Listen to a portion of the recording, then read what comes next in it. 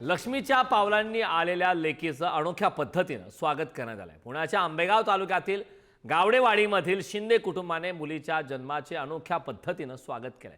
लाडक्या लेकीचं स्वागत करताना शिंदे कुटुंबाने धार्मिक शिक्षणाचं महत्त्व, क्रांतिकारक बलिदान, साहित्यिक, कलाकार, संगीतकार, उद्योजकांच्या कार्याचे महत्त्व सांगणारे फलक लावले होते।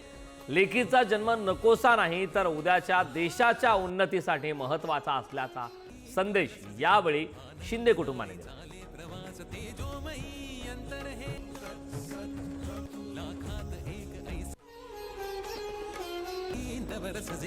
आनंददायी चाले प्रवास तेजोमयी अंतर है, लाखात एक ऐसे विशेष नंदनवन जणू भरलेले, नित्य राहो तुझी सिद्धिया दे